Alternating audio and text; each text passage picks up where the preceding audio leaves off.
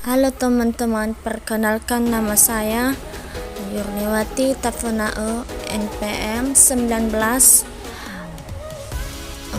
053111002, Prodi Pendidikan Fisika dari Universitas Dharma Agung. Pada video kali ini kita akan menjelaskan sejarah perkembangan fisika kuantum serta aplikasinya. Bagaimanakah sejarah dan pengembangan fisika kuantum? Apa sajakah aplikasi dan penerapan fisika kuantum? Apa sih fisika kuantum itu? Fisika kuantum merupakan salah satu bagian dari ilmu fisika yang mempelajari perilaku materi dan energi pada skala atomik dan partikel-partikel subatomik atau gelombang.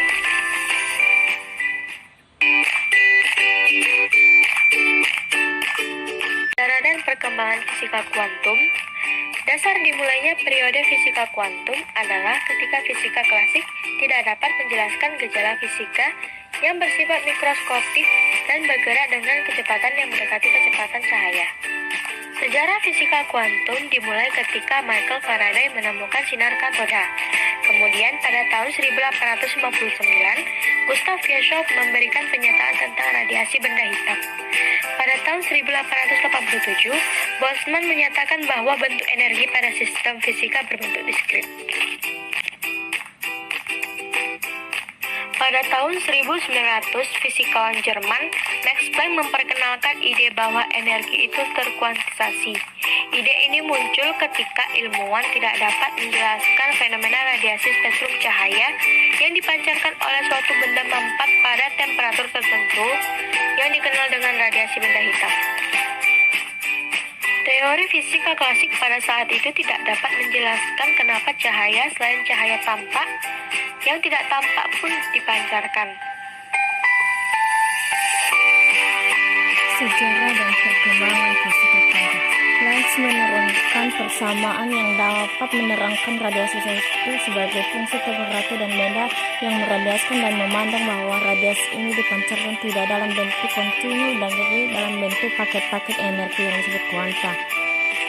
Pada tahun 1900, Albert Einstein berhasil menjelaskan efek fotolistrik dengan didasarkan oleh pendapat Planck 5 tahun sebelum dengan mempostulatkan bahwa cahaya atau lebih khususnya radiasi demokratik dapat dibagi menjadi paket-paket tertentu yang tersebut kuanta dan berbeda dalam ruangan. Energi berhasil menjelaskan bahwa untuk membuat elektron terpancar dari permukaan logam diperlukan cahaya yang menumbuk. Cahaya tersebut harus memiliki frekuensi melebihi frekuensi ambang dari logam tersebut. Walaupun cahaya lemah ditembakkan tetapi memiliki frekuensi yang melebihi frekuensi ambang, ternyata ada elektron yang dipancarkan.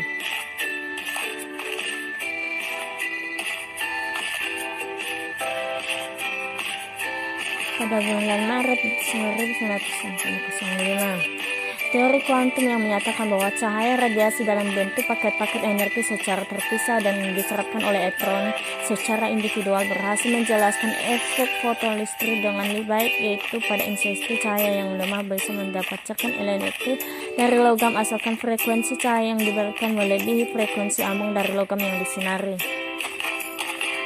Niels Bohr. Pada tahun 1913, Niels Bohr mencoba menjelaskan garis-garis spektrum dari atom hidrogen dengan menggunakan teori kuantisasi. Penjelasan ini diterapkan pada bulan Juli 1913 dalam papernya judul On the Continuance of the N Molecules. Teori ini dikemukakan untuk mendapatkan gambaran yang lebih jelas tentang bagaimana struktur atomik yang terdapat dalam benda.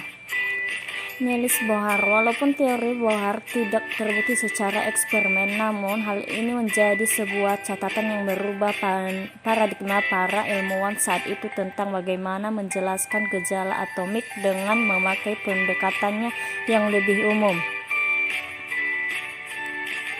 Louis de Broglie pada tahun 1924, seseorang fisikawan Prancis, Louis de Broglie, menyatakan teorinya tentang gelombang materi dengan menyatakan bahwa partikel dapat menunjukkan sifat gelombang dan sebaliknya. Teori ini berlaku untuk partikel tunggal.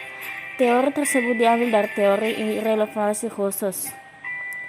Heisenberg merumuskan prinsip ketentuan pada tahun 1927. Informasi kompetensi juga mulai melakukan hal yang sama pada saat itu. Kemudian dimulai pada sekitar tahun 1927, Dirac memproses menyatukan mekanik kuantum dengan karakteristik khusus yang mengajukan persamaan Ricci untuk elektronik. Persamaan Ricci mampu menjelaskan gambaran elektris dari fungsi gelombang dari sebuah elektronik yang menjelaskan eksperimen menjelaskan perkembangan fisika kuantum.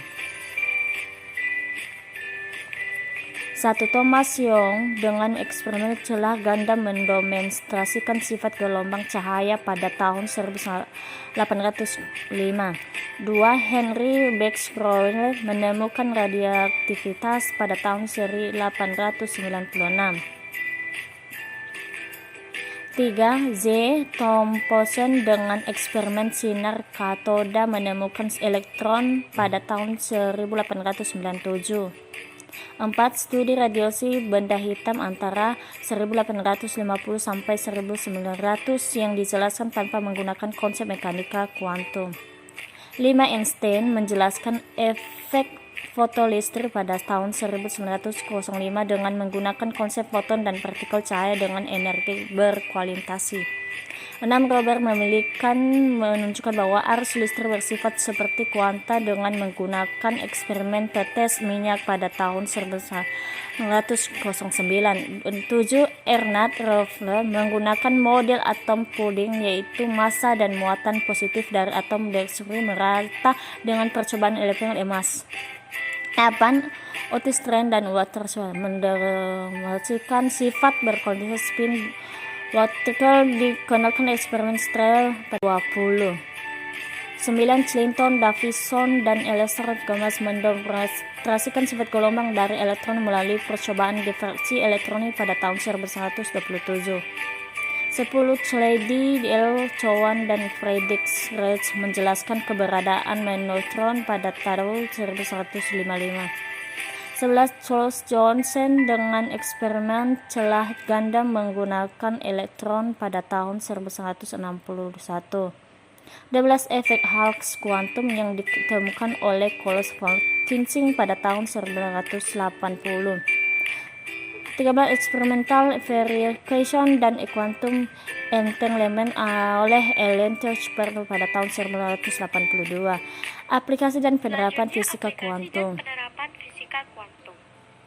Yang pertama ada mikroskop emisi medan. Mikroskop emisi medan dikembangkan oleh Erwin Muller pada tahun 1936. Konstruksi mikroskop emisi medan mengandung sebuah ujung logam yang merupakan kristal tunggal dengan jari-jari R dan sebuah layar fluorensasi dengan jari-jari R. Yang kedua yaitu Scanning Tunneling Microscope atau STM. Peralatan STM dapat digunakan untuk mengobservasi permukaan material dalam skala atomik dikembangkan oleh Gerd Binek dan Heinrich pada tahun 1982. Yang ketiga, laser dari bahan struktur heteros semikonduktor.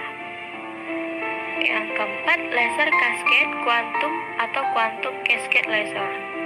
Quantum cascade laser dikembangkan untuk menghasilkan sinar laser dengan energi foton yang rendah, yakni berkaitan dengan panjang gelombang inframerah.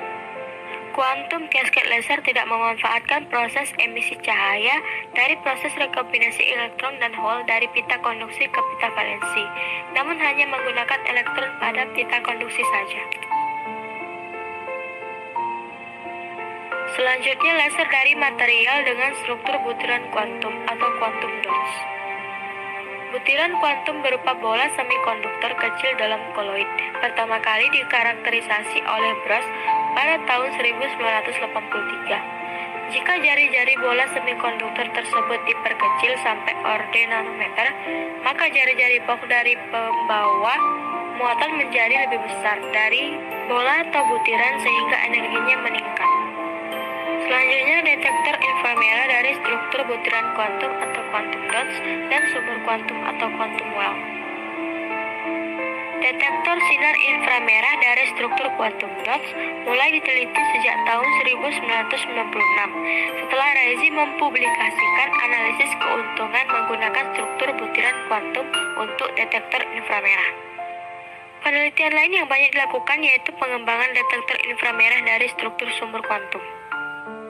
Sekian pembahasan kita kali ini. Jika ada kekurangan atau kelemahan dalam video ini, mohon dimaklumi. Sekian dan terima kasih.